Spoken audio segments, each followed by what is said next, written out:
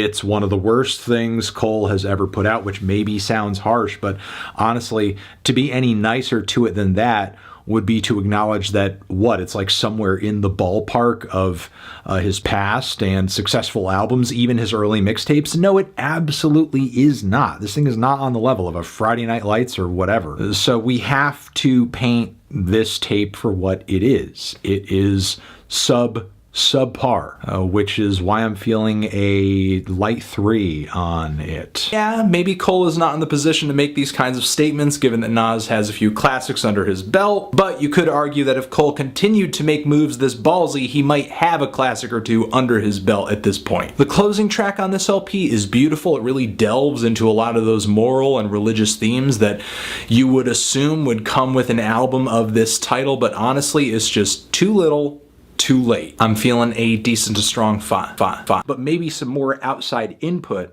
on his music would allow Cole to collaborate with people who could, I don't know, fill in some of his musical blind spots, of which there are quite a few. Not really sure what else to say. I feel kind of indifferent yet again on another J. Cole album.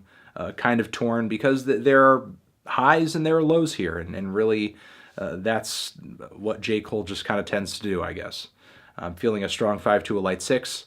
There are a lot of lackluster songs and just kind of, again, cringe-worthy lines, especially on the back end of this LP, as Cole starts singing more and more and more. There are some things about this LP that are most definitely worth celebrating, but I feel like the more commercial projects I hear from J. Cole, the question of what makes him special becomes harder to answer.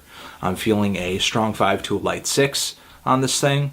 This project does give a better and a greater vision for the future of the label than I think Revenge 2 did. And even though it is deeply flawed, this certainly does make me more interested in what everyone on Dreamville is doing in the future, as opposed to some of the other collective-based projects that I've heard as of late. I'm feeling a light to decent 6. I feel like he wanted to, or at least he was implying as if he was going to bring the listener on some kind of journey into his life or his friend's life or into his past, but instead we got like a few weird scrawled diary entries that are barely legible, and a weird track about folding clothes. I'm feeling a strong 6 to a light 7.